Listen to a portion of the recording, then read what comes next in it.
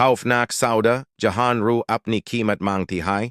Disclaimer, यह कहानी सिर्फ एंटरटेनमेंट के लिए है। इसका असल जिंदगी से कोई तल्लुक नहीं। तमाम किरदार और वाकयात फिक्शनल हैं। आप इसे अपनी जिम्मेदारी पर सुनें।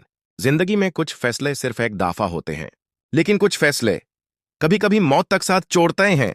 मेरा नाम दनियाल है, कराची का एक छोटा सा प्रॉपर्टी डीलर। एक दिन मुझे एक अजीब सी डील मिली। एक पुरानी हवेली जिसे कोई नहीं लेना चाहता था। प्राइस इतनी कम थी कि मुझे शक हुआ, लेकिन पैसे की लालच ने मेरी सोच को छुपा दिया। मैंने उस हवेली को देखने गया। पुरानी दीवारें, जंजीर जैसी आवाजें और हवा में अजीब सी साड़ महसूस होती थी। वहां मिलता है मुझे बाबा फहीम, एक बुढ़ा जो कहता है यह घर सिर्फ उसी का होता है जो अपनी रूह बेचने को तैयार हो। मैंने हंसा, मजाक समझा और डील साइन कर दी। उस रात से मेरी जिंदगी तब्दील हो गई। चैप्टर 1। आवाज जो सिर्फ मेन सुनता था। रोज रात 3 बजे एक आवाज आती, दनियाल वापस दे दे। मैं हर वक्त नींद में झटके से उठता। गिरती चीजें, खुद से खुलती अलमारी और दीवार पर लिखे लफ्ज। डील याद है ना? चैप्टर 2। खून का पहला खतरा। मीर ऑफिस का असिस्टेंट समीर हवेली में एक फाइल लेने गया। 2 घंटे बाद उसका फोन आया, चीखों के दरमियान, भाई वहां कोई है, दरवाजा बैंड हो गया है।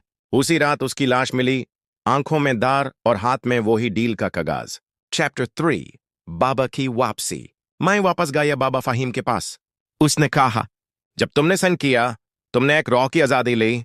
अब उसे वापस दो या फिर अपनी जान उसे दो। एक रास्ता था, एक पुरानी किताब में रूह की वापसी का तरीका, लेकिन उसमें लिखा था, एक कुर्बानी चाहिए जिसे तुम मोहब्बत करते हो। चैप्टर 4। महबूबा यमाउट।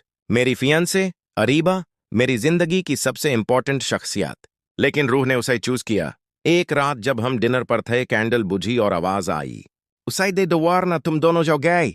मैं कुछ नहीं कर सका। उसी वक्त अरीबा की आंखों से खून बहने लगा और वो गिर गई। चैप्टर 5। खौफनाक सौदा का अंजाम। मैं उस हवेली गया, कागज जलाया, रूह से गुजारिश की, ले लो जो चाहिए, बस उसे वापस कर दो।